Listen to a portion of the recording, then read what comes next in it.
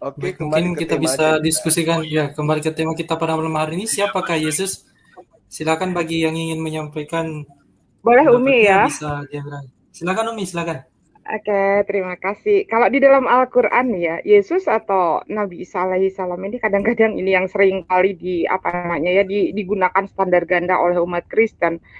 Bila Yesus itu sedang padahal ada di kalau tidak salah di Yohanes 17 ayat 3 ya. Di sana kalau di versi yang lain selain daripada terjemahan baru itu dikatakan Isa Al-Masih ya, Isa Al-Masih. Jadi kadang-kadang umat-umat Kristen ini, teman-teman Kristen ini selalu mengatakan bahwa Nabi Isa bukanlah Yesus. Tapi pada saat mereka membutuhkan bahwa Yesus ini adalah terkemuka di dunia dan di akhirat, mereka selalu mengais dari Al-Qur'an itu seperti itu. Padahal sebetulnya di dalam Al-Qur'an Isa ini atau Nabi Yesus ini ya dipandang sebagai hamba Allah atau Abdullah ya, nabi dan rasul.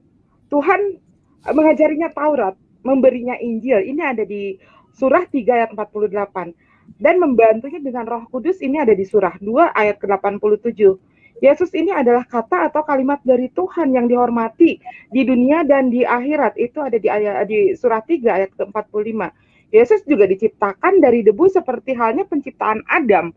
Ini ada di surah ketiga ayat 59. Serupa dengan nabi yang lain. Nama Yesus juga disebut bersama frase alaihi salam seperti itu ya. Sangat jelas di dalam sebenarnya kalau misalkan teman-teman Kristen mau berbesar hati ya di dalam kitabnya teman-teman Kristen sendiri begitu bertaburan ayat-ayat yang menyatakan bahwa Isa ini hanyalah utusan, bahwa Yesus ini adalah utusan.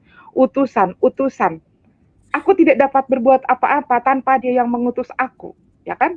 Penghakimanku adil karena bukan kehendak diriku tetapi kehendak Dia yang mengutus aku. Artinya sudah sangat jelas.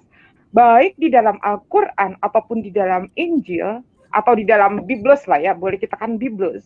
Itu Isa atau Yesus itu adalah utusan. Beliau adalah Nabiullah di dalam Al-Qur'an. Nabi Isa alaihi salam itu adalah nabi yang dimuliakan hingga 25 kali disebut ya di dalam Al-Qur'an. Nah, sekarang kadang-kadang begini. Memang Yesus itu kenal dengan Kristen nggak? Kristen saja pertama kali disebut oleh Paulus di Antioquia itu tahun 5 Masehi. Sementara Yesus itu wafat tahun 33 Masehi. Mereka selalu bicara, oh enggak, Kristen ini adalah pengikut Kristus, ya kan? Nah, saat Umi tanya lagi, kalau Kristen mengklaim diri pengikut Kristus, lalu ajaran apa yang diikuti oleh umat Kristen ini dari yang diambil dari Kristus? Bahkan Kristus saja berbicara, bangsa ini memuliakanku dengan bibirnya, tapi hatinya tidak. Percuma kalian beribadah kepadaku. Karena yang kalian ikuti adalah perintah manusia. Nah, Yesus sendiri berkata seperti itu. Karena kalau kita lihat sekarang apa yang menjadi ibadah-ibadahnya umat Kristen sekarang ini itu sangat bertolak belakang dengan apa yang Yesus ajarkan, bahkan Yesus kerjakan. Bahkan Yesus lakukan, seperti contohnya sunat, ya kan? Nah, itu nanti teman-teman Kristen pasti akan berdalil lagi.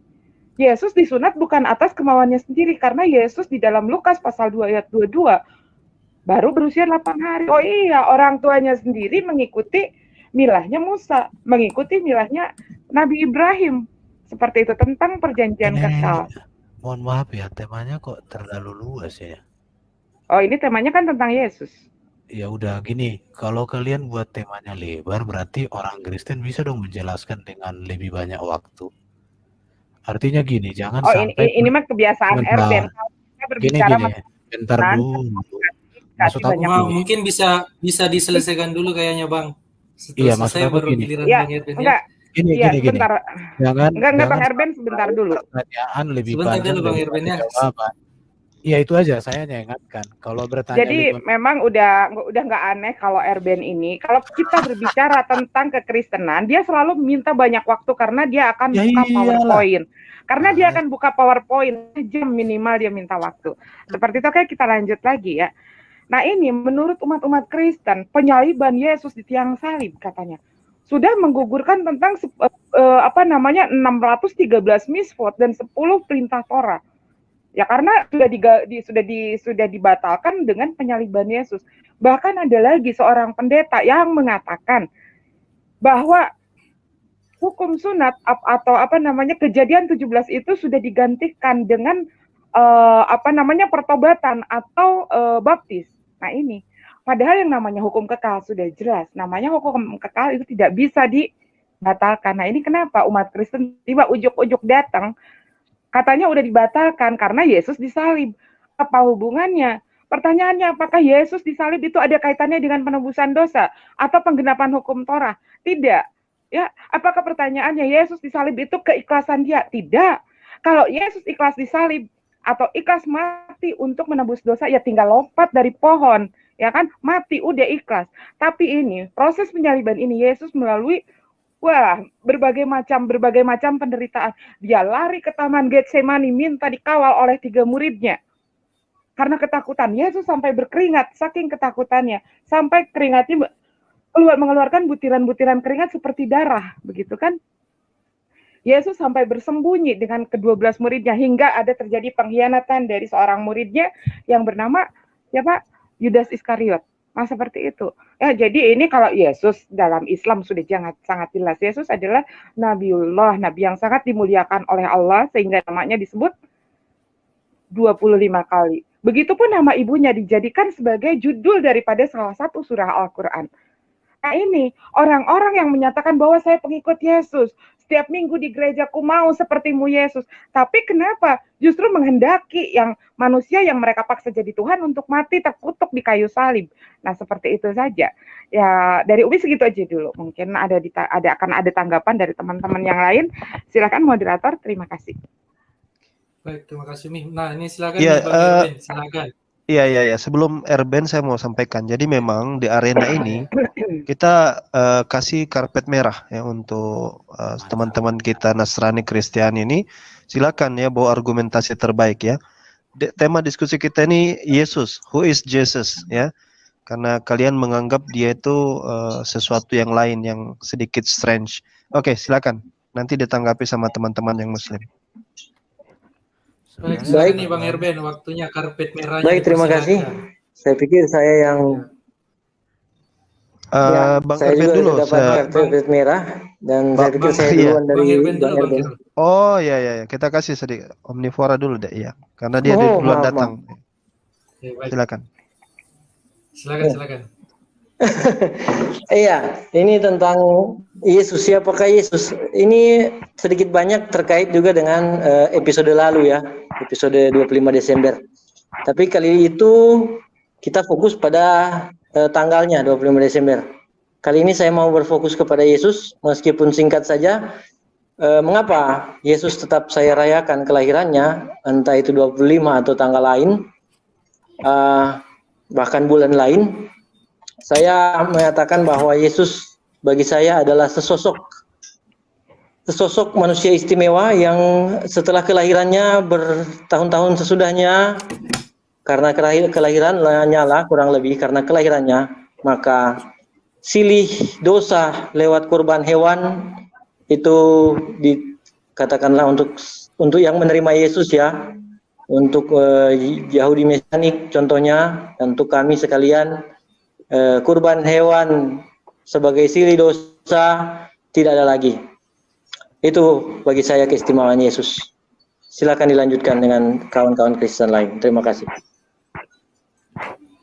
Baik, silakan nih Bang Erben.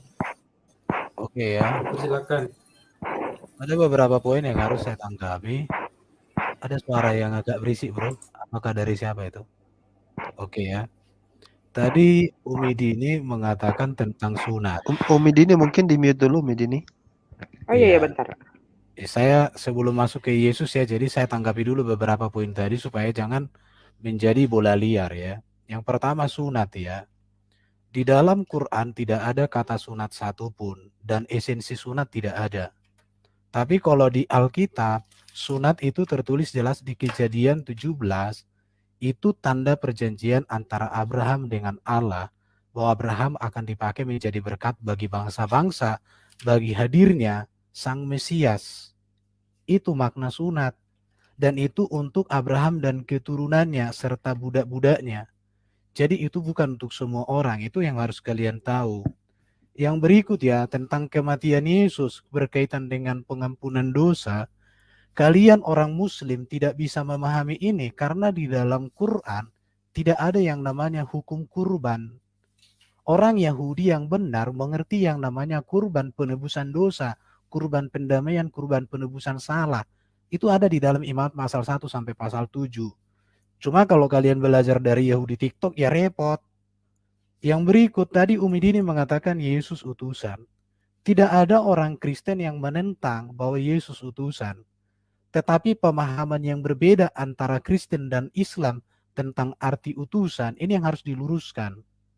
Bedanya di mana? Bagi kalian utusan toh, tapi bagi kami Yesus satu-satunya utusan yang datang dari diri Allah. Karena Yesus ngomong, aku datang dan keluar dari Bapa. Sebagai apa Yesus? Firman menjadi manusia. Baru tadi Umi Dini mengatakan tentang manusia jadi Tuhan. Nggak ada di dalam Alkitab manusia jadi Tuhan. Jadi Umi Dini dan kawan-kawan apologet Muslim banyak gagal memahami apa arti kata Tuhan dan Allah dalam konteks PB.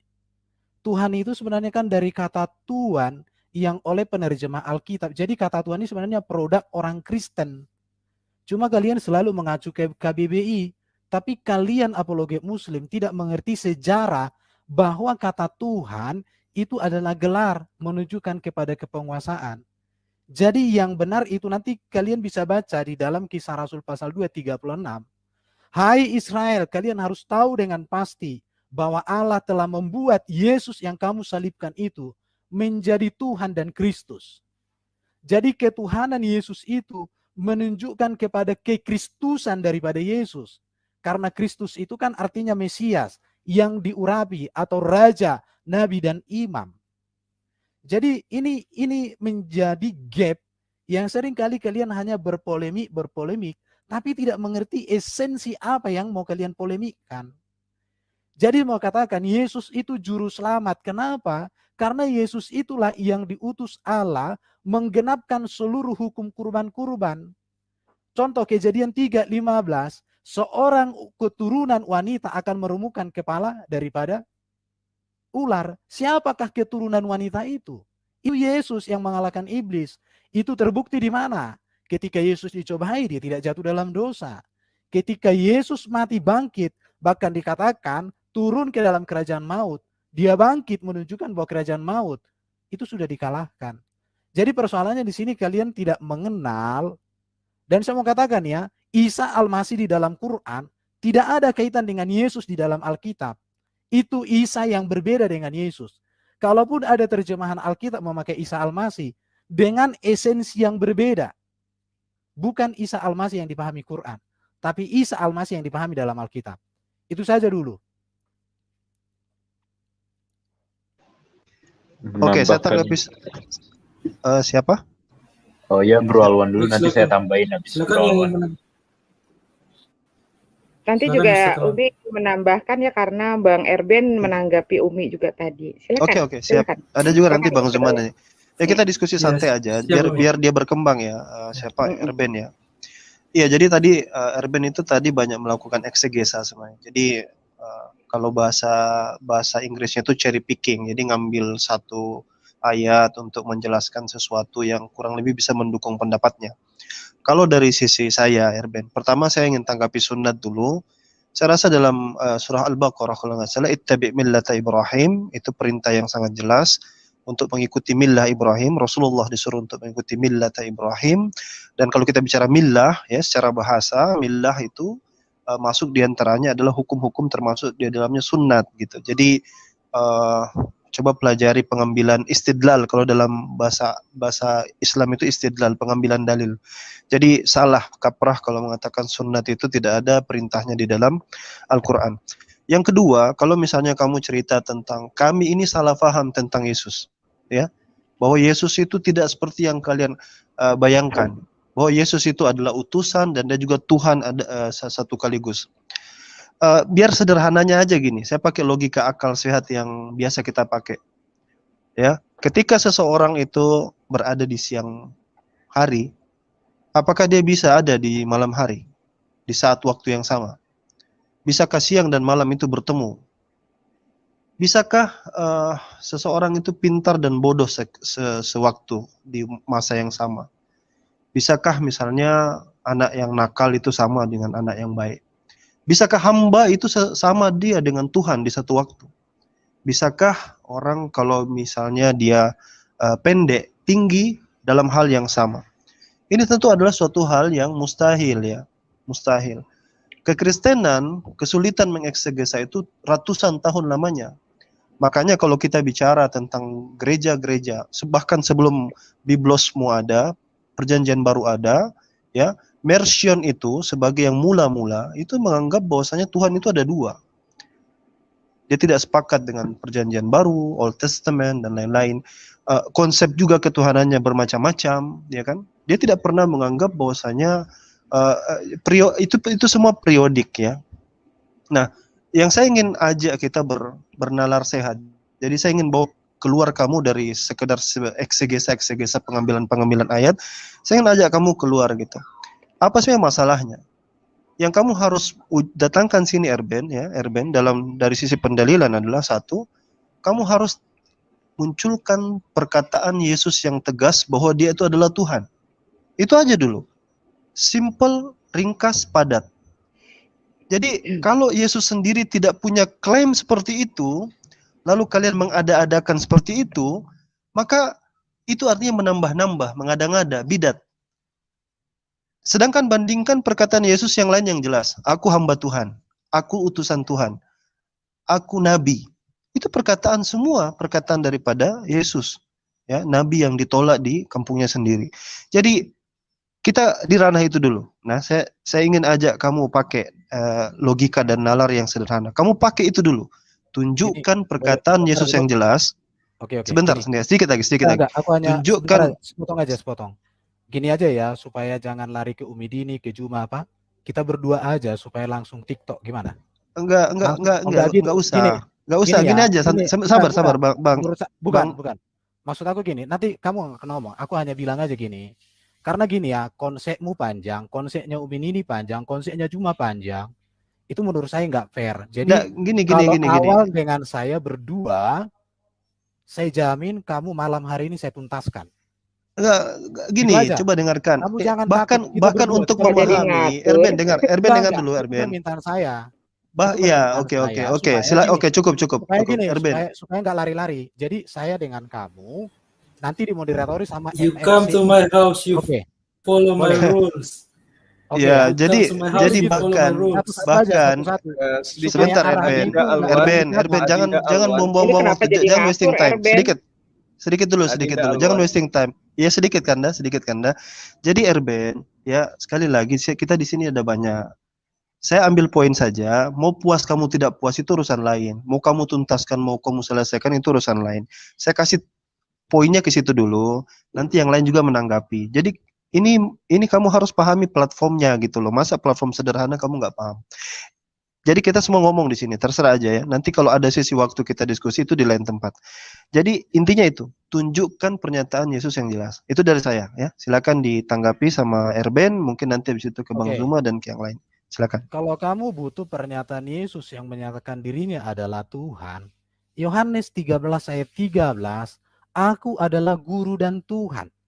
Itu clear. Cuma kan kalian selama ini tidak menerima itu.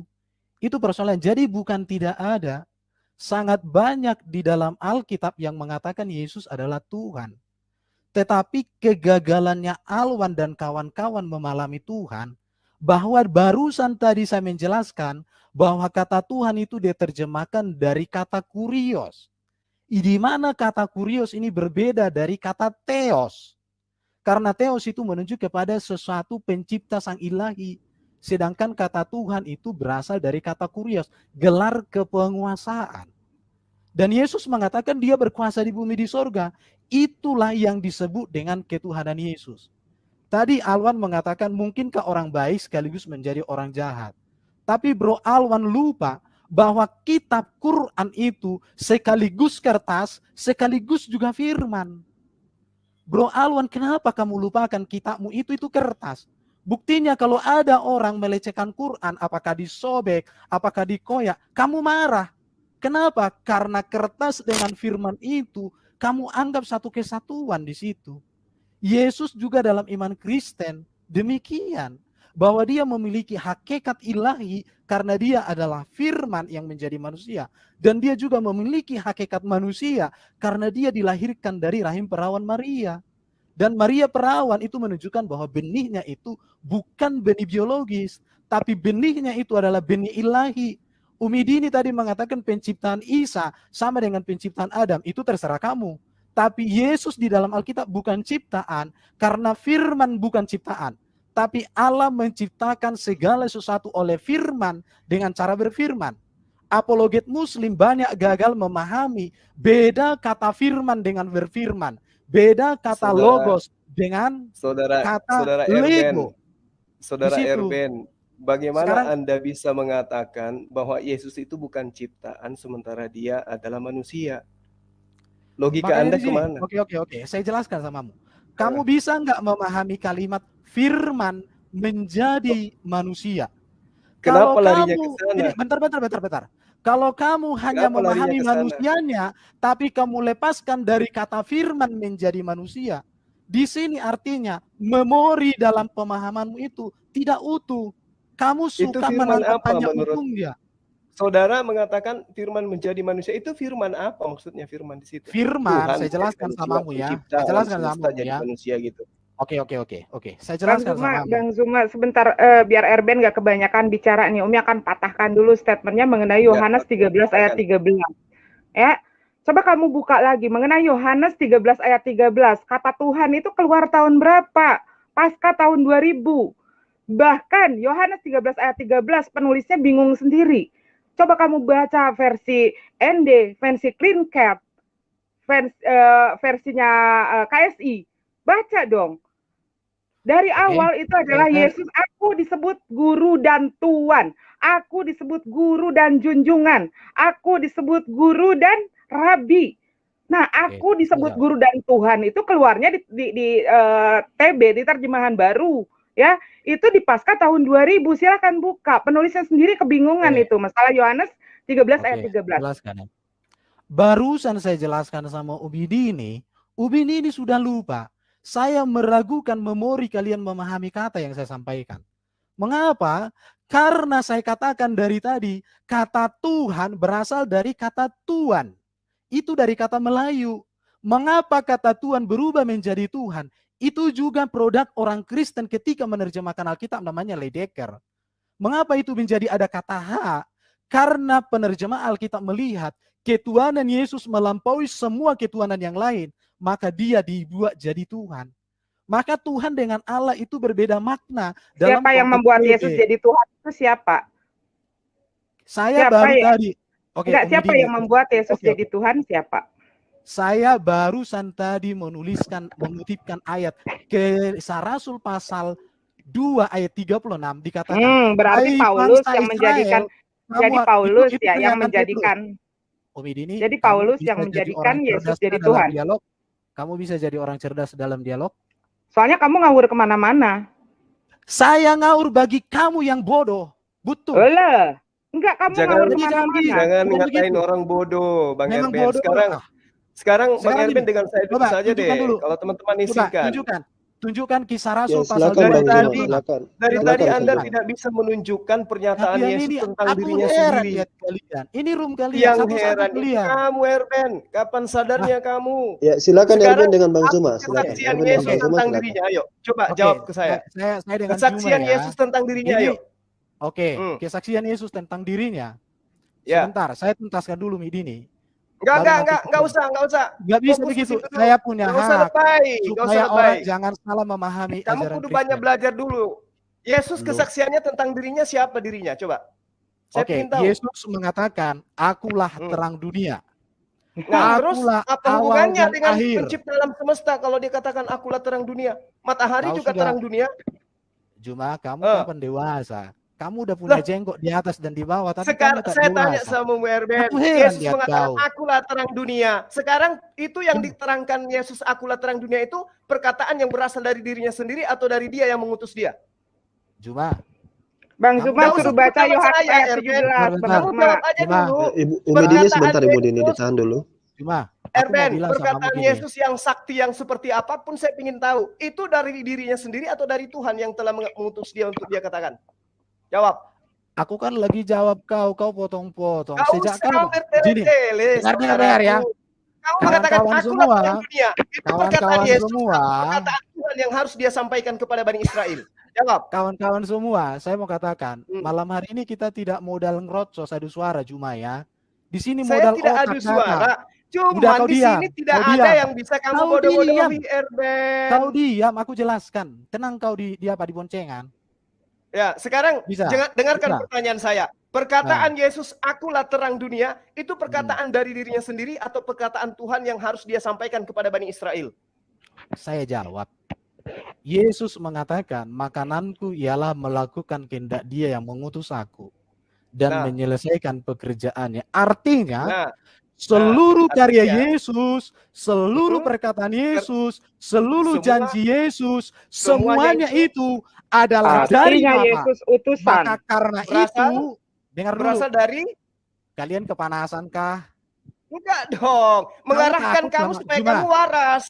Kamu sudah mengatakan Yohanes 7 tadi tuh. Yohanes 4. Saya mau bilang samamu Juma ya. Kalau kau jantan, kau datang ke CIA, ada Bro Edo moderator yang sangat bagus. Saya jamin kamu kukipas habis. Erben, kalau kau di sana memang ilmumu bertambah. Ayo, ayo anakku Erben, sadarlah Erben.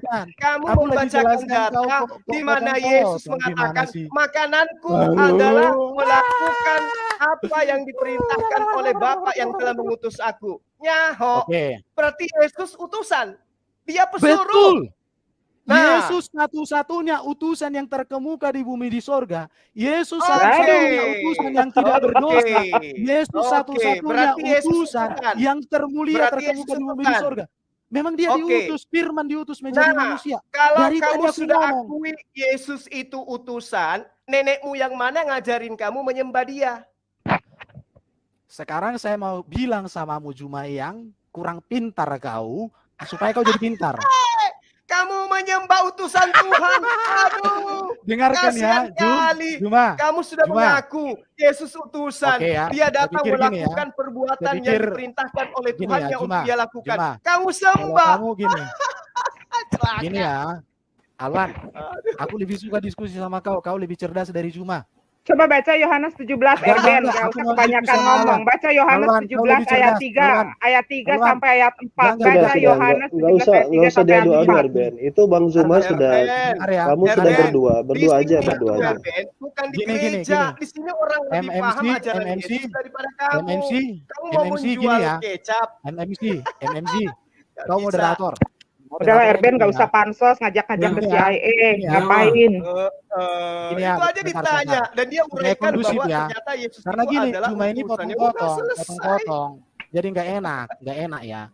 Jadi menurut saya gini ya, kalau mau kau Juma, kita dialog dengan bagus. Nah ini sudah dialog. Ketika kau bertanya, izinkanlah berikan kebebasan aku menjawab, ya minimal 5 menit lah. Masa tapi kamu nggak boleh mengatakan ke orang itu sebagai orang bodoh karena kamu sendiri menyembah utusan. Oke, saya jelaskan ya. MMC, tolong ya, saya jelaskan ya.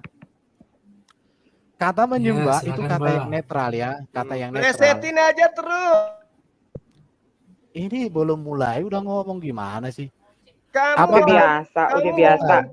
Umat asumsi.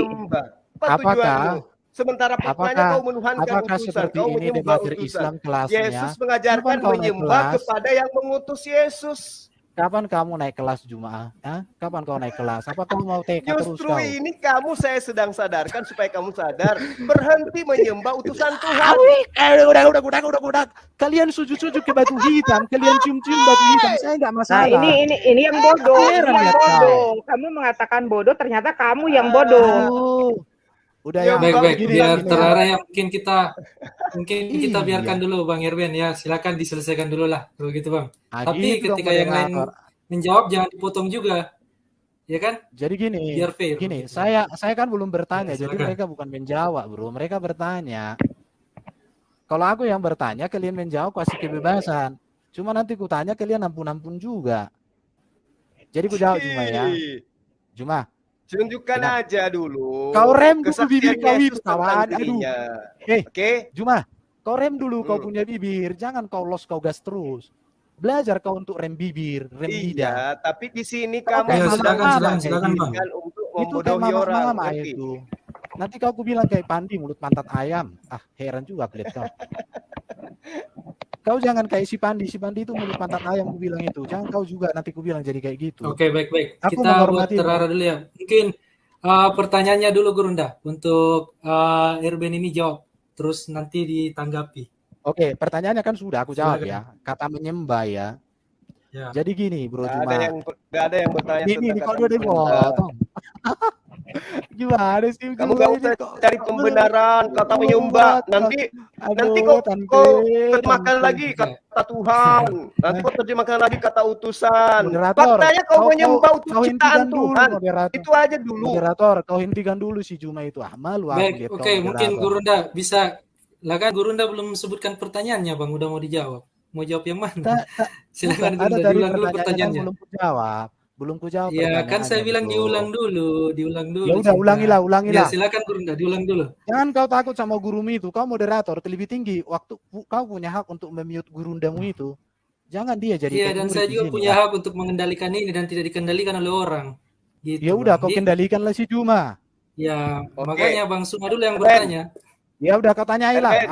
Aku ladeni kalian malam ini. Semua umat muslim saya ladeni. Iya, seorang gila aja juga begitu, Bang. Orang gila kalau cuma modal bicara juga bisa. Yang kita minta ini ilmu, bukan asumsi, bukan dogma. Kau tanya. Oke. Yesus ketika datang kepada Bani Israel dengan serentetan mujizat-mujizat yang sangat luar biasa itu untuk membuktikan dirinya Tuhan atau utusan Tuhan. Jawab. Oke. Terima kasih pertanyaanmu ya. Yesus mengerjakan semuanya itu untuk menyatakan apa yang menjadi kehendak Bapa bagi dunia.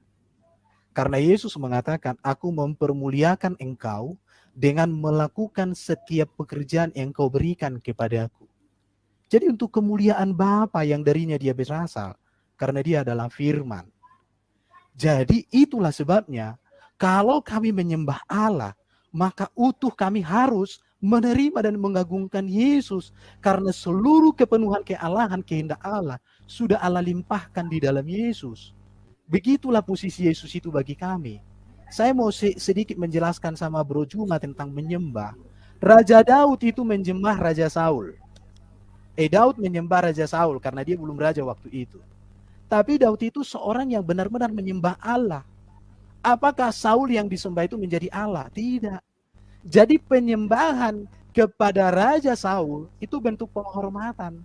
Penyembahan kepada Allah itu pengakuan bahwa Allah pemilik semesta. Saya menyembah Yesus karena dia Raja segala raja, Tuhan di atas segala Tuhan. Di mana kekuasaan dan kerajaan Yesus itu adalah dari Bapa.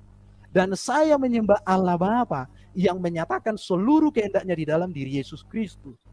Jadi kata menyembah di sini tidak sepraktis yang kamu pikirkan.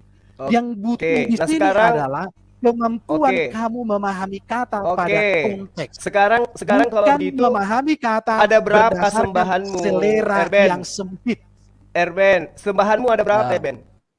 Oke, pertanyaan yang sangat bagus. Saya menyembah hanya Allah yang Esa sebagai Allah Sang Pencipta. Sembahanmu ada berapa? Menyembah Yesus sebagai sembahanmu ada bagi saya. 1 atau 2? Atau 3? Ini kayak anak TK. Terima kasih kawan-kawan ya. Saya butuh orang muslim yang cerdas. Bukan seperti Juma. Kamu membodoh-bodohi di sini. Tadi kau katakan kau menyembah kepada Yesus. Nah, kau juga menyembah kepada Bapa. Gini ya. Sembahanmu ada berapa? Sembahanmu ada berapa? Sembahanku udah kujawab tadi sama menyembah itu kan kata yang netral. Kau punya kamu itu pintar, melilit lidahmu itu pintar. Yang saya tanya sembahanmu ada berapa? Esa katanya Gurunda, Esa berarti 1. MMCI coba 1 Korintus 8 ayat 5 dan 6 tunjukkan dong. Biar saya tatar dulu si Juma Gurundamu ini malam sembahanmu ada berapa? 1 Korintus 8 ayat Ini room ini kok nggak mau tunjukkan ayat, ketakutan kali kepanasan kalian. Bukan gitu Bang. Gini kalau Sembahanmu kita ada berapa? bawa Itu aja senjata dulu. sendiri Oke, Bang. oke, aku Bawaan tunjukkan ya. sendiri Bang. Oke, Sembahanmu ada satu, berapa? Share screen. Oh, sembahanku Satu itu Korintus Esa, nenekmu kiper. 8, ayat Share 5 screen ke sampai sini 6. Bang. Oke, Sembahnya siap, siap, Esa, siap. tapi 1 nyembah manusia, 2 nyembah roh. Memang Esanya di mana? Oke. Lo Oke. pribadi-pribadi yang kau sembah itu ada 3. Mana share Si screen-nya Bang? Tante. Saya Oke tampilkan. ya. Ya. Oke, kau tampilkanlah sayang. Oke udah. Nah, oke cinta. Oke. Nah, gitu dong, Bros. Sebab sungguh pun apa yang disebut Allah baik di surga maupun di bumi, dan memang benar ada banyak Allah dan banyak Tuhan yang demikian. Kalian tidak bisa memahami kata Allah ini karena bagi kalian nama, bagi kami itu panggilan sebutan di situ ya. Namun bagi kita Allah hanya dari Al-Quran. tadi kau janji kau diam, sekarang kau ngerocos. Kapan kau punya mulut itu bisa kau rem? Apa nggak ada remnya lagi biar kuinjak? Namun bagi kita hanya ada satu Allah saja, yaitu Bapa, yang daripadanya berasal segala sesuatu, dan yang untuk Dia kita hidup. Dan satu Tuhan saja, yaitu Yesus Kristus, yang olehnya segala sesuatu telah dijadikan. Jadi gini, saya menyembah Allah kan? Saya hanya kepada Bapa di surga yang darinya Yesus berasal. Saya menyembah Yesus sebagai Raja saya, segala Raja. Nah, berarti sembahanmu ada 2. Itu kata Paulus tuh. Berarti sembahanmu ada 2. Aduh. Si Paulus tuh yang ngajarin kamu Yesus jadi terserah kau lah Paulus jelas ya. Jadi gini, kalau kau nggak nanggap lagi, bukan salah di aku, tapi yang salah itu adalah otakmu. Kamu sembahan 2. Nah, Yesus sembahannya ada berapa Yesus? Yesus sembahannya ada berapa? Yesus dalam natur kemanusiaan dia menyembah kepada Bapa. Bahkan berarti Yesus sembahannya 1. Bapak ini siapa? Paulus ya. Bapak ini siapa? Kalian kok potong-potong terus gimana sih? Masa bertanya lebih aduh, ngatain orang bodoh. Karena saya nyatanya lebih menguasai kitabmu daripada kamu. Kamu baru mau bodoh-bodohi orang, kita sudah menguasai lebih dulu. Yesus datang menyembahnya kepada Bapa. Dan situ nyembah kepada Yesus. Ajaran siapa itu? Kau punya telinga ada Kak Juma? Tadi saya bilang saya menyembah Yesus sebagai Raja, sebagaimana Daud menyembah Saul sebagai Raja, tapi bukan sebagai Allah Sang Pencipta. Kau punya otak, memorinya ada nggak? Atau sudah penuh biar saya tambah? Nah itu tadi kau menyembah Yesus, itu tadi kau sendiri yang menjelaskan. Karena Yesus itu adalah Sang Firman. Oh, Tante, Yesus itu kau panggil, kau panggil kau itu kau sembah Yesus tadi karena Dia telah menjadi manusia. Dia Firman telah menjadi manusia. Dia adalah terang dunia. Makanya kau sembah. Jangan sama-samakan dengan Raja Saul. Itu nggak ada hubungannya itu. Yang sekarang kau menyembah Yesus anak Maria itu, kau dudukkan Yesus itu sebagai Tuhan. Sama kau lah. Ya, aku mau dialog sama lawan deh. Erben, jurus mengadu-ngadu itu nggak berlaku di sini. Enggak, aku sama kau aja. Aku sama. Bang MMC tolong bukain Yohanes 17 deh, 17 ayat 3 sampai 4 biar mau Yohanes nih si Erben nih. Ya. Kita baca udah mulai 17, ayat 1. udah kamu kenapa takut? 17. Yohanes 17 ayat 3 sampai dengan 4 ya, Bang. Tolong silakan aja mulai dari nomor 1 Yohanes. Iya, tetap aja. Oke, 17 kita baca. Yesus manusia, Erben. Aduh kau. Gak apa-apa, Yesus manusia yang sempurna tidak berdosa. Jadi jangan ikut yang berdosa. Yesus manusia yang kalau dia tidak berdosa, kenapa dia terkutuk? Ayo, kenapa dia terkutuk? Yang kekal itu yaitu bahwa mereka mengenal Engkau satu-satunya Allah yang benar dan mengenal Kenapa kamu yang dibebaskan dari hukum Taurat? Emang Taurat itu diperuntukkan untuk kalian orang Batak? Hukum Taurat diperuntukkan untuk semua orang yang mencintai Allah. Kau jangan rasis. Kenapa Yesus terkutuk di tiang salib kalau dia tidak punya dosa? Udah ya. Ayo. Udah ya. Jadi nggak usah kabur, Kirain nggak usah kabur, Erben. Satu dong. Kirain 1 Timotius 2 nomor 5, Yesus adalah manusia. Selesai. Yesus manusia yang sempurna tidak berdosa, sudah di mau sempurna mau tidak sempurna, buktinya dia tidak bisa berkata-kata dari dirinya sendiri. Maka kami tidak mau lagi mengikuti yang berdosa, boros. Karena Yesus manusia yang sudah di sorga, kami nggak ikut manusia yang di kuburan lagi, bos. Di sorga, nenekmu kiper. Siapa yang bilang Yesus di sorga? Kalau Yesus nggak berdosa. Yakin Yesus itu ke langit, bukan ke surga. Kalau Isa adalah Yesus, kalau Isa adalah Yesus dikatakan dalam hadismu, ketika setan ingin menjamah hanya bisa jubahnya. Hanya Yesus yang tidak dijamah setan. Itu dalam hadismu. Ya, memang, karena dia utusan Tuhan. Terus apa masalahnya? Oke, utusan yang lain Yesus gimana? itu hebat memang. Yesus luar biasa. Kenapa? Karena dia utusan Tuhan. Kau mengakui Yesus. Iya, memang. Dia nabiku, dia rasulku. Yang salah itu kamu menyembah nabiku. Yesus utusan yang tak berdosa. Yesus manusia yang tak berdosa diterima cuma. Semua dosa, tapi dia tetap aja manusia. Lalu kau sembah. Jangan ikut yang berdosa. Kata siapa Yesus tidak berdosa? Buka Lukas pasal 24 ayat 25. Quranmu sendiri mengakui. Kalau kau kutip tadi Isa sama dengan Yesus. Cocok. Yesus itu manusia. Ya enggak apa-apa, manusia. Mau dia terkemuka, mau dia tersuci, tetap aja dia manusia. Kenapa kau sembah manusia rupanya?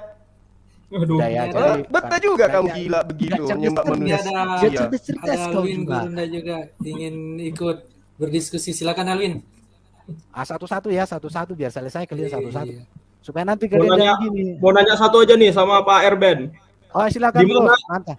Di mana Yesus mengakui diri sendiri, akulah firman yang berasal dari Bapa. Nah itu aja. Nggak ada. Jadi gini, orang Kristen. Saya kasih bocoran Erben, nggak ada. Kalian itu kok nggak tahu sih. Coba tunjukkan ayatnya kalau ada. Baptis saya di malam kalau ada. Firman. Di mana? Kau itu kurang kerjaan kamu tuh Ben, suka nipu-nipu.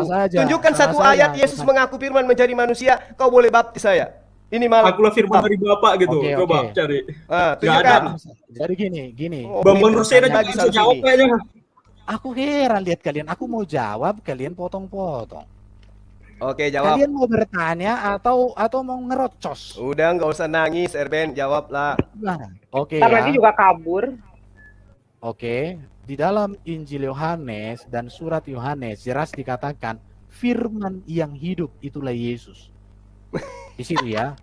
Jadi iman Kristen bahkan Allah SWT dengan baginda Muhammad tidak pernah meragukan tentang keberadaan Yesus sebagai firman, tidak pernah.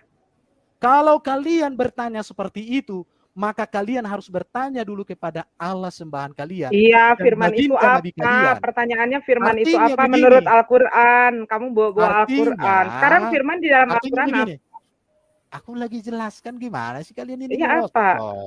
Nyerocos dari tadi kamu nyerocos, gua nggak bilang nyerocos. Coba di dalam Al-Quran firman artinya apa? Umi Dini dulu waktu nangis gara-gara Palen itu, aku dengarkan lo suaramu Bini. Lebih merdu nangismu daripada ngoceh. Udah, nggak usah lu nggak usah lari kemana-mana. Aku nangis. Nangis? Jadi membuka luka. Udah jawab ya. Firman di dalam kamu udah bawa Al-Quran. Sekarang firman di dalam Al-Quran apa artinya? Nggak mau aku bahas Quran. Nanti kalian bilang penistaan. Lah kamu tadi bawa Al-Quran. Kenapa nggak mau bahas Al-Quran sekarang? Udah, nggak mau aku Ayo jawab apa firman di dalam Al-Quran. Jangan cuma pansos doang di sini, pinteran dikit gitu loh. Erben mau pansos kok pamer otak kopong sih. Umi Dini dibilang istriku. Enggak. Udah. Jawab aja firman. Kamu kan bawa Al-Quran. Laki-laki katanya jangan. Enggak, kamu kan bawa Al-Quran. Katanya di dalam Al-Quran tidak menolak kalau Yesus itu firman. Menurut kamu firman di dalam Al-Quran itu apa? Jawab, nggak usah banyak alasan. Aku nggak mau sama Umi Dini Umi Dini. Kebanyakan alasan. Nanti kamu nangis. Udah jangan kebanyakan alasan. Firman di dalam Al-Quran apa? Aku belikan rokokmu juga. Kau bilang nanti aku nggak enak Nanti kau nangis. Bawa personal ad hominem. Ini nih kebiasaan kafirun tuh kayak begini. Udah nggak bisa jawab. Terus ad hominem ini kebiasaan kalian gitu loh. Saya heran melihat Umi Dini dibilang orang Kristen kafir. Satu kata Kristen pun belum pernah saya temukan di Quran. Iya, belum pernah aku temukan kata Kristen kafir di Quran. Loh, apakah Quran yang sekarang bawa lagi Al-Quran. Sekarang bawa lagi Al-Quran. Kafir di dalam Al-Quran apa? Jawab. Kamu ini asal mangap aja tapi nggak tahu penjelasannya. Gimana Ben? Kamu tuh nggak naik-naik kelas dari dulu, kelas coro terus. Wah, ngomongnya si apologet. Makanya aku bilang kamu kalau dijauhin dari laptop, sudah di kelas tertinggi. Kalau tanpa PowerPoint itu kamu kosong, otakmu itu kosong, kepalamu itu kosong. Ya, karena kamu bisanya nyontek, mau debat, udah kayak sales agama, bawa-bawa PowerPoint buat apa coba? Makanya Umi sering kali bilang si Erben kalau dijauhin dari laptop, dari PowerPoint, nggak ada apa-apanya. Biasanya ngejelasinnya contekan. Seandainya udah disusun ya Umi. Aku bukan Erben, Umi Dini akan kujodohkan sama si Palen Yahudi TikTok, sama si Itsak juga Yahudi TikTok. Terima kasih kawan-kawan semua ya. Katro. Bagi Yesus gak pernah bilang dirinya firman nih kan. Daripada Kristen entah dari mana datangnya. Begini, Alwin. Sama saja di mana Allah SWT pernah ngomong kepada Muhammad, akulah Allah. Pernah nggak ngomong? Oh, ada. Di mana? Ada dong. Setahu saya, Allah SWT tidak pernah berjumpa dengan baginda. Terima kasih ya. Sama Yesus pernah? Kalau sama Yesus jelas, aku datang dan keluar dari Bapa. Yesus ngomong, apa Bapa di surga ngomong melalui suara. Pernah ketemu nggak? Pernah ketemu nggak? Pertanyaannya pernah ketemu nggak? Udah. Kata Lukas udah gugur. Oke, sekarang saya hanya kasih kata penutup aja. Cuma kalau kau usah kabur. Bentar. Jumaku sayang. Ya. Kau dengar ya Jumaku sayang? Dengar, Erben. Datanglah kau ke CIA sebagai seorang laki-laki untuk berdialog dengan saya. Jangan mau Bang Juma. Emang kalau di sana ilmumu bertambah. Alwan, jangan turun derajat kalau sebagai seorang laki-laki. Saudara Erben, kalau kau bukan laki-laki apologet, udah kau bertelur aja di rumah ini. Oke, terima kasih kawan-kawannya. Jadi Erben ini mengasihi kalian semua ya. Damai Natal kalian semua ya. Damai Natal ini masuk channel aku.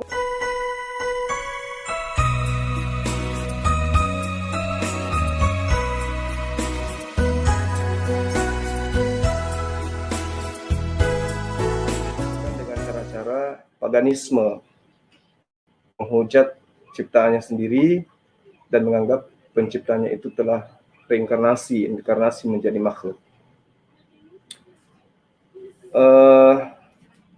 Saya pribadi ya, sahabat-sahabat sekalian, melihat upaya dan juga kreasi daripada teman-teman Kristen di dalam menyesatkan manusia itu terlihat sangat-sangat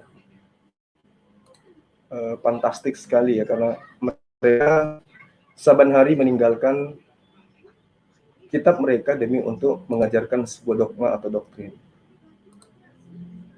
Kenapa saya mengatakan seperti itu?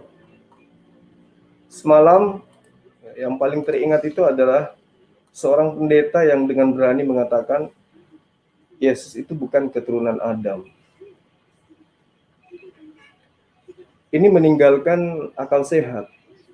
Ketika dia mengatakan bahwa Tuhan mereka hanya karena menginginkan sosok manusia bernama Yesus untuk menjadi sembahan, mereka meninggalkan akal sehat dengan mengatakan Yesus itu bukan keturunan Adam alaihissalam.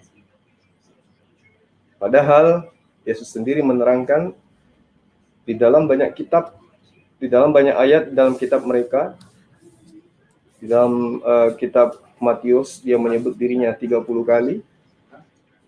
Lukas, Markus menyebut dirinya 14 kali sebagai anak manusia. Lalu tidak ada satupun dalil yang mereka mengatakan bahwa Yesus itu mengajarkan kalau dirinya itu adalah anak Tuhan. Ya. Nah, kalau kita melihat sahabat-sahabat sekalian, di dalam Yohanes 8 ya, Yohanes 8 ayat 55 kalau nggak salah ingat. Di situ Yesus mengatakan bahwa engkau tidak akan mati apabila engkau mendengarkan perkataanku. Barang siapa yang mendengarkan perkataanku, maka dia tidak akan mengalami maut untuk selama-lamanya. Nah, pertanyaan yang mendasar kemudian adalah, apakah orang-orang Kristen ini menjadi Kristen karena mendengarkan perkataan Yesus? Contoh misalnya, mereka menyembah Yesus. Adakah perkataan Yesus yang mereka dengar sehingga mereka mempraktekkan cara beribadah seperti itu? Makan babi. Adakah perkataan Yesus yang mereka dengar sampai mereka melakukan hal seperti itu? Tidak sunat. Intinya, adakah perkataan Yesus yang mereka dengar sampai mereka menjadi Kristen? Pertanyaan ini sebenarnya jawabannya akan membuat orang-orang yang menggunakan akal itu bisa-bisa meninggalkan agama yang mereka anut saat sekarang. Karena di Yohanes 5 ayat 88 itu sangat jelas dikatakan oleh Yesus, orang yang mendengarkan perkataanku dan mengikuti perkataanku tidak akan mengalami maut. Nah, sekarang pertanyaannya adalah, siapa yang mengikuti perkataan Yesus? Islam atau Kristen? Pertama, konsep akidah dulu. Konsep Tuhan. Sang Pencipta. Menurut umat Islam, Sang Pencipta alam semesta adalah esensi yang berada di luar diri Yesus. Dikatakan oleh Yesus dalam Yohanes 14. Yohanes 14 ayat 15. Bahwa Yesus ini hanya utusan. Dia tidak mampu melakukan apapun kecuali melalui instruksi Dia yang telah mengutus Yesus. Artinya umat Islam mengakui bahwa Tuhan itu bukan Yesus, tapi ada pribadi luar yang berkuasa dan menguasai diri Yesus. Menurut Yesus itu betul. Menurut Islam, yes. Bagaimana menurut Kristen? Ada yang mengatakan Yesus yang kalian salibkan itu telah dijadikan menjadi Tuhan oleh Allah. Apakah itu perkataan Yesus? Bukan. Firman Allah? Bukan. Tapi kata siapa? Kata Paulus. Nah, sekarang siapa yang mengikuti perkataan Yesus? Jangan yang terlalu sulit dalilnya, yang sering kita dengarkan. Yohanes 17 ayat 3. Hidup kekal. Orang itu menjadi fanatik Hindu, fanatik Buddha, fanatik Kristen, fanatik Islam, tujuannya untuk mendapatkan hidup yang kekal. Resepnya kata Yesus, mengenal Allah satu-satunya Tuhan yang benar. Apakah Islam menganut itu? Tidak diragukan. Kristen, apakah mengenal itu? Tidak. Karena kenapa? Yang menjadi mayat pun masih dituhankan. Ketika Maria Magdalena pagi-pagi kemudian bertemu dengan sosok manusia, ya, yang katanya malaikat, siapa yang mencuri mayat Tuhan kami, gitu loh. Berarti apa yang Yesus ajarkan di dalam Yohanes 17 ayat 3 itu dibatalkan oleh orang Kristen. Kenapa? Karena Yesus itu ternyata juga adalah Tuhan itu sendiri. Dengan kata lain, mereka menuduh Yesus berbohong dengan mengatakan hidup kekal itu adalah mengenal engkau satu-satunya Allah yang benar. Nah, sekarang coba kita teliti lebih jauh. Kita teropong iman mereka, teman-teman Kristen ini. Apakah betul mereka menjadikan Allah yang mereka sebut sebagai Bapa satu-satunya pribadi Sang Pencipta? Tidak, kawan. Yesus itu juga menurut mereka adalah Sang Pencipta. Roh Kudus juga pencipta. Berarti ketika Yesus mengatakan hidup kekal itu adalah mereka mengenal engkau satu-satunya Allah yang benar, itu gugur. Mereka mengatakan, kamu Yesus bohong. Kamu Yesus dusta. Yang benar adalah kamu juga adalah Tuhan yang benar. Tapi kondisimu saat itu hanya sebagai manusia. Nah, pertanyaannya kemudian, apakah konsep ini diajarkan oleh Yesus? Bahwa hidup kekal itu adalah mereka mengenal engkau satu-satunya Allah yang benar dan mengenal aku sebagai engkau yang pura-pura menjadi manusia. Apakah Yesus pernah mengajarkan itu? Tidak. Bagaimana dengan Islam? Oh, Islam jelas, Pak. Tidak sah keimanan seorang muslim kalau tidak mengimani Yesus sebagai utusan Allah, sebagai Rasulullah. Berarti konsep hidup kekal yang dikejar umat Hindu, umat Buddha, umat Kristen, umat Islam, itu sudah dipegang oleh umat Islam itu sendiri. Mengenal Allah satu-satunya pencipta alam semesta, mengenal Yesus sebagai utusan Allah. Itu tidak bisa ditawar-tawar. Itu tidak bisa ditawar-tawar. Yesus mengatakan, qala inni Abdullah ataniyal kitab wa ja'alan nabiyyin. Begitu ya Ustaz ya? Wah, beliau sudah tidur ternyata. Jadi jelas di Al-Quran mengatakan pengakuan Nabi Isa alaihissalam yang kemudian namanya dipalsukan menjadi Yesus. Mengaku bahwa sesungguhnya aku ini adalah hamba Allah. Di dalam kitabnya mereka, Yohanes 4 ayat 22, Yesus juga mengaku sebagai hamba Allah. Mau lari kemana mereka ini? Satu-satunya konsep yang mereka jadikan sebagai tameng untuk menuhankan Yesus, Yohanes 1 ayat 1, Yohanes 2, Yohanes 1 ayat 1 ayat 14. Yohanes 1 ayat 14. Firman itu telah menjadi manusia.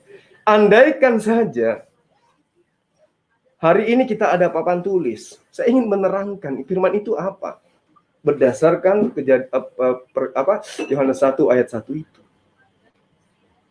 Ya. Jadi inti daripada permasalahannya kemudian adalah Kristen ini bukan pengikut Yesus. Kristen ini pendompleng. Ajaran Yesus digabungkan dengan ajaran penguasa pada saat itu. Penguasa Yerusalem pada abad pertama siapa? Romawi, Kekaisaran Romawi. Apa ajaran mereka? Penguasa ini. Penguasa ini ajarannya adalah ajaran paganisme, animisme. Apa itu? Penyembahan terhadap dewa-dewa. Nah, Tuhan dalam konsep agama tauhid itu cuma satu. Tidak pernah terbelah dia menjadi dua dengan embel-embel Brahma, dengan embel-embel Krishna, Shiva, Vishnu, nggak pernah. Nah, konsep ini yang tadi dari India, nyebrang ke Mesir, nyebrang kemudian ke Romawi, ke Yunani, nyebrang kemudian ke Romawi, terakhir bermuara di Yunani. Habis di Yunani, kembali lagi dianut oleh penguasa Kekaisaran Romawi. Makanya, kenapa kemudian Paulus itu pertama kali dianggap dewa dia?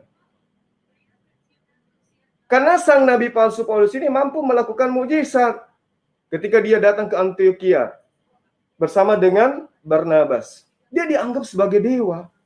Tapi Paulus mengatakan bukan aku dewanya. Yang dewanya itu tunggu surat saya, nanti akan saya kirim. Saya bukan dewanya, tunggu aja surat saya. Saya akan mengirim surat ke jemaat-jemaat. Dewanya itu bukan saya. Yang dewa itu adalah Yesus. Itulah kemudian, sahabat-sahabat sekalian, kalau kita mencari benang merah daripada ajaran Islam, ajaran Kristen, ajaran Yudaism, Kristen Islam tidak nyambung, tapi Yudaism dengan Islam nyambung. Pasti nyambung. Dari segi konsep ketuhanan, Yahudi Islam nyambung, satu paket dia. Satu paket. Islam dengan Yahudi dari segi cara ibadah nyambung. Tapi pada masa Yudaism, kesempurnaan daripada hukum syariat itu belum sempurna. Tetapi cikal bakal ibadah yang ada dalam Islam saat ini, itu muaranya sudah diperhatikan para nabi di dalam kitab-kitab Yudaism. Bagaimana dengan Kristen? Coba lihat. Ibadahnya hari Minggu. Tidak ada contoh. Ya kan? Tempat ibadahnya ada patung. Tidak pernah dicontohkan. Apalagi? Mereka bernyanyi ria, menggunakan alat musik. Tidak pernah dicontohkan. Apalagi? Mereka tidak bertudung masuk ke rumah tempat ibadah mereka. Tidak pernah dicontohkan. Mereka tidak bersujud di dalam beribadah. Tidak ada yang mencontohkan. Jingkrak-jingkrak, nyanyi-nyanyi kayak orang kesurupan. Tidak pernah dicontohkan. Ibadah dengan menggunakan alkohol tidak pernah dicontohkan. Makan babi dalam prosesi Pesta-pesta yang mereka katakan pesta kudus tidak pernah dicontohkan. Lalu dari mana datangnya ajaran ini? Itu tadi, kembali kepada ajaran yang diajarkan oleh penguasa Romawi kala itu. Itu satu poin. Kalau saya mengatakan tadi, dalam Matius 30 kali Yesus menyebut dirinya sebagai anak manusia, di dalam Lukas 14 kali, di dalam Markus 17 kali, Yohanes 14 kali, menyebut dirinya sebagai anak manusia. Lalu siapa yang kemudian mengajarkan pesan terhadap manusia yang sampai hari ini bahwa Yesus itu adalah anak Tuhan, bahwa Tuhan itu punya anak? Iblis. Iblis yang mengajarkan pesan itu. Iblis datang mendengarkan Al-Quran, tidak mampu dia nembus Al-Quran. Iblis tidak mampu menitipkan pesan kepada Rasulullah Muhammad SAW agar Rasulullah Muhammad SAW mengajarkan kepada manusia untuk musyrik, untuk syirik, untuk kafir terhadap Allah. Iblis tidak berhasil nembus Al-Quran, tidak berhasil membujuk Rasulullah Muhammad SAW agar Rasulullah menyelipkan perkataan setan di dalam kitab suci Al-Quran. Tidak mempan dia. Coba Anda cari. Dari sisi mana dalam ayat suci Al-Quran muncul sebuah ayat yang diperkirakan menurut akal itu adalah pesan iblis. Sujud menyembah kepada Allah. Pesan iblis? Tidak mungkin. Orang bersunat. Umat Islam itu bersunat. Pesan iblis? Nggak mungkin. Umat Islam berpuasa. Pesan iblis? Nggak mungkin. Apalagi? Umat Islam nikah. Pesan iblis? Nggak mungkin. Umat Islam diberi izin poligami. Pesan iblis? Nggak mungkin. Apalagi yang Anda hujat dalam Islam? Berzakat. Pesan iblis? Nggak mungkin. Apalagi? Ayo. Sedekah? Nggak mungkin. Naik ke tanah suci? Nggak mungkin. Karena itu sudah dicontohkan oleh para nabi. Lalu apa? Apa pesan iblis? Sujud? Nggak mungkin. Menyembah kepada satu-satunya esensi pencipta alam semesta? Nggak mungkin itu pesan iblis, nggak mungkin. Kita teropong Kristen. Ayo, ramai-ramai kita teropong Kristen. Mengatakan Tuhan punya anak. Pesan siapa? Iblis. Mengatakan Tuhan menjelma menjadi manusia. Pesan siapa? Setan. Ayo, apa lagi? Mengajarkan makan babi. Pesan siapa? Pesan siapa? Genderuwo. Mengajarkan jangan bersunat. Pesan siapa? Ayo. Ifrit. Apa lagi? Ibadah hari Minggu. Pesan siapa? Setan. Apa lagi? Dari Kristen, Bang. Ini mantan serigala hitam nih. Apalagi yang mereka anggap suci. Nyembah patung. Nyembah patung. Oh, jangan diragukan lagi. Pesan setan. Apalagi? Kira-kira di Kristen yang mereka lakukan. Semua yang berkaitan dengan ibadah itu adalah titipan setan, titipan iblis. Apa coba? Memuji siapa? Memuji Bapa. Bapa yang mana? Yang roh. Yang mengajarkan bahwa Tuhan itu roh, siapa? Setan, iblis. Ajaran animisme, penyembahan terhadap roh-roh. Buktinya, Wahyu 5 ayat 6. Inilah ketujuh roh Theos yang diutus ke bumi. Theos punya 7 roh. Wujudnya menurut penglihatan orang yang ada di Pulau Patmos, berbentuk binatang, bertanduk 7, bermata 7. Itu pesan siapa? Iblis. Apalagi? Apalagi yang Anda ragukan kalau Kristen itu adalah ajaran setan? Ada. Dia mengasihi manusia. Loh, iblis gimana? Bagaimana iblis merayu Tuhan mereka? Digendong Tuhannya kan? Dibopong. Dirayu. Dia mau menyerahkan dunia ini beserta isinya. Apakah itu kasih? Kasih. Kasih. Iblis ketika datang kepada Yesus, dia mengajarkan kasih. Mengajarkan kasih, Pak. Oh, dielus-elus si Yesus. Jika kau ikut aku kasih dunia beserta isinya. Dikasih. Ajaran kasih. Lalu sebaliknya, ketika malaikat datang kepada Yesus, apakah malaikatnya mengajarkan kasih? Tidak, Pak. Tidak. Padahal malaikat datangnya tujuannya baik. Memberikan kekuatan. Tapi Yesusnya ketakutan. Sampai keringatnya seperti bintik-bintik darah. Ada ajaran kasih di situ? Tidak. Yang ajaran kasih adalah ketika iblis datang, menggendong Yesus, mengelus-elus Yesus, membopong Yesus, mententeng Yesus ke atas bukit bumbungan bait suci, ke atas gunung, lalu dia katakan, aku akan memberikan dunia beserta isinya jika kamu sujud menyembah kepada aku. Ayo, sekarang yang mengajarkan kasih terhadap Yesus, malaikat apa iblis? Ayo dong, jawab dong. Yang mengajarkan kasih kepada Yesus, iblis atau malaikat? Ustadz yang jawab. Iblis. ada yang masuk gitu kan? Bentar. Sekarang gini, beliau datang dari jauh, datang ke saya, dia bawa saya ke hotel, dia traktir saya makan, diberikan saya duit, dikasih emas 4 kilo, kasih kendaraan, dia kasih sama saya? Kasih. Beliau datang, bikin saya takut. Keringat saya sampai keluar seperti bintik-bintik darah. Dia mengajarkan kasih? Bukan. Dia mengajarkan saya ketakutan. Nah, sekarang yang mana yang benar? Ajaran setan atau ajaran malaikat? Ayo. Jadi ajaran kasih yang mereka anut ini, itu juga adalah penampakan dari iblis. Mau bukti? Baik.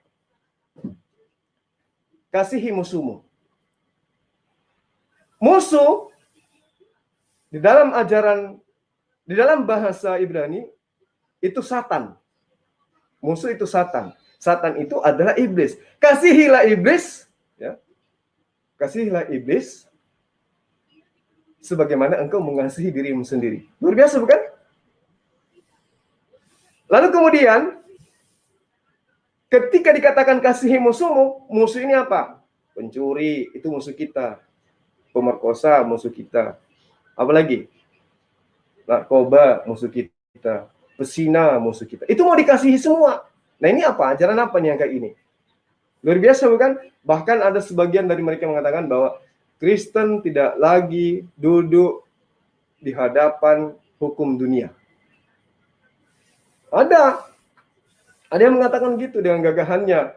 Oh, kami tidak terikat lagi dengan hukum dunia. Kami terikat dengan hukum rohani, kata dia. Jadi kalau ada yang memperkosa, ya biarin aja. Nanti akan dihukum oleh negara. Lah sama aja. Ya. Saya kira begitu para sahabat-sahabat sekalian, bahwa keberadaan kita itu senantiasa untuk mengajarkan kebenaran kepada teman-teman yang lain. Bahwa Yesus tidak mengajarkan Kristen. Yesus mengajarkan menjadi seorang yang taat kepada perintah Tuhan. Yesus hidup di dalam hukum Taurat, berarti Yesus memerintahkan pengikutnya untuk taat kepada hukum Taurat. Andai saja Yesus hidup pada masa sekarang, maka dia akan hidup di bawah hukum Al-Quran.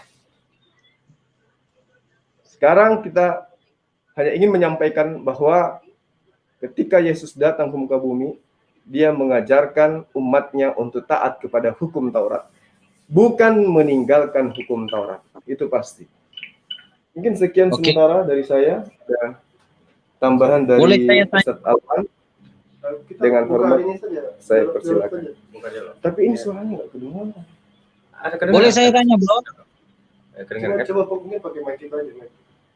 Boleh saya tanya, Bro? Halo? Ya, halo, salam. Salam, Pak. Salam. Yuk bisa. Situ, bangun.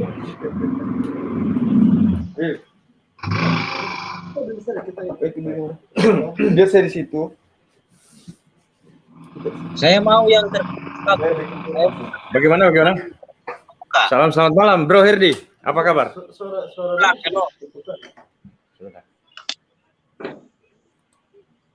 Ya. Oke, gimana? Oke. Sebentar, saya sapa dulu. Ada rantai perak ini dari Islam atau Kristen? Saya Kristen saya. Oh, Kristen. Ya. Oke, kalau gitu gini satu-satu. Bang Herdi saya taruh di backstep dulu. Nanti saya naikkan, sabar. Saya kasih kesempatan Bang Rantai Perak dengan Bang. Diskusi bareng kita saja. Oh iya. Oh, gitu? Nggak apa-apa. Maksudnya silakan dia. Oh iya, silakan. Langsung. Itu yang Herdi di. Oke. Bro Herdi saya taruh di backstep dulu sebentar ya. Jadi biar nggak rancu ya. Oke. Oke. Sebentar. Ya, si itu kedengaran di sini kan, kan? Silakan ini kemukakan apa yang mau disampaikan gitu. Apa yang sudah disampaikan tadi oleh begini ya. Ya, begini ya. Memang kan penjabaran tadi itu kan orang Muslim melihat Alkitab dari pandangan orang Muslim kan. Tapi kalau saya mau lihat penjabaran itu keliru ya. Sama sekali tidak seperti yang dimaksudkan oleh firman Tuhan di Alkitab ya.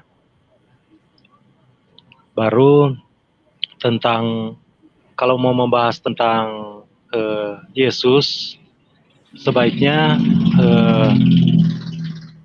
dari pandangan orang Kristen ya, bukan orang Muslim. Kecuali membahas tentang Isa, karena Isa kan, kalau di dalam Islam kan dalam Quran itu Isa. Mungkin kalau membahas tentang Isa di Al-Quran begitu, pakai pandangan Muslim. Tapi kalau tentang Alkitab harus dari pandangan Kristen ya. Karena kalau saya lihat tadi pembahasan tadi tentang ayat-ayat Alkitab itu tadi, itu boleh dibilang itu apa itu ya? Itu penistaan terhadap ajaran Kristen. Itu menafsirkan seenaknya saya lihat ya. Jadi lebih etis saya rasa kalau membahas tentang Isa saja. Kalau membahas tentang Alkitab, minta pendapat dari orang Kristen, baru kalau ada yang kurang pendapat, kalau mungkin tidak sependapat dengan pemahaman orang Kristen, mungkin di situ bisa terjadi diskusi di situ ya. Jadi jangan seolah-olah Alkitab itu orang Kristen tidak tahu arti, tapi Muslim yang tahu. Begitu. Seperti yang dikatakan tadi kan, bilang umat Muslim yang mengikuti ajaran Yesus kan. Ya. Satu hal saja yang ingin saya tanyakan, apa umat Muslim dibaptis? Karena Tuhan Yesus memerintahkan dibaptis. Baptis itu apa, bro? Itu perintah Tuhan Yesus, Pak. Ya, baptis itu apa? Dan siapa satu manusia yang pernah Yesus baptis? Ya, tapi itu perintah Tuhan Yesus sebelum naik ke surga, Pak. Tunggu dulu. Kitab Anda bukan kitabnya Yesus. Maksudnya?